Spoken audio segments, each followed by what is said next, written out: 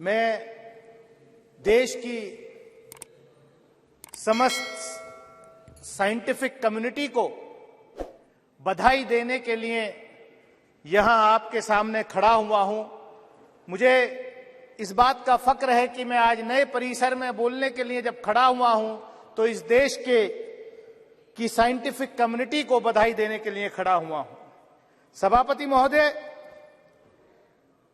Governance एक continuous process है और मैं सुबह से बैठ करके अपनी आदत के मुताबिक, भले ही मुझे बोलना हो सदन में या नहीं, लेकिन मैं लगातार सदन में बैठने की कोशिश करता हूं। लेकिन मुझे आज अफसोस हुआ जब इस बधाई संदेश में भी शुरुआत यहां राजनीति से हो गई। इस सदन के उपनेता ने शुरुआत की, दूसरी तरफ से भी उस तरीके के राजनीतिक टिप्पणियां हुई, लेकिन आज ये पल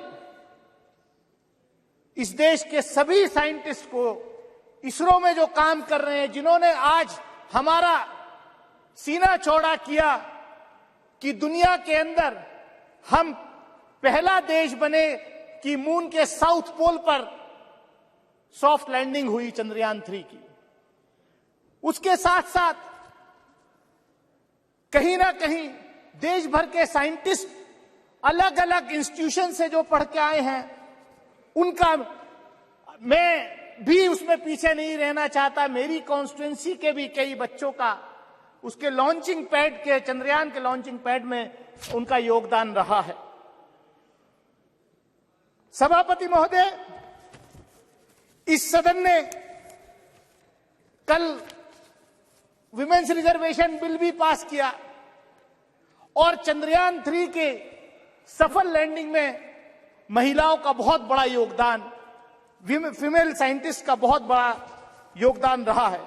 मैं पढ़ रहा था कि किस तरीके से तमिलनाडु की एक बहन फातिमा शाजी, जो इस प्रोजेक्ट में जिसका बहुत बड़ा योगदान है, कितने गरीब परिवार से आती थी और ये इसलिए संभव हुआ कि हमारे देश के पहले प्रधानमंत्री से लेकर के मौजूदा प्रधानमंत्री तक कंटिन्यूअस इस क्षेत्र में इसरो को बढ़ावा देने में जो है कहीं पीछे नहीं रहे। पंडित जवाहरलाल नेहरू इस देश के पहले प्रधानमंत्री, उनके साथ जो शिक्षा मंत्री मौलाना अबुल कलाम आजाद थे, उनके जमाने में उन्होंने जो आईआईटी वगैरह जो बड़े इंस्टीट्यूशंस खोले, उसका आज नतीजा हम ये देख रहे हैं। लेकिन यहां पर जो बात हो रही है थी कि ये सिर्फ इसी सरकार में संभव हुआ है, मैं बधाई देना चाहता हूं प्रधानमंत्री आदरणीय नरेंद्र मोदी जी को कि वो इतने लकी प्रधानमंत्री हैं कि पिछले प्रधानमंत्रियों के डाले हुए दाने, बोए हुए बीज की फसल काटने का मौका आज उनको मिल रहा है। ये अच्छी बात है, लेकिन ये भी सच्चाई है कि पिछले बजट में इसरो का 8% एलोकेशन बजट में कम हुआ है। ये किसी से छुपा नहीं है, क्या ये किसी से छुपा नहीं है।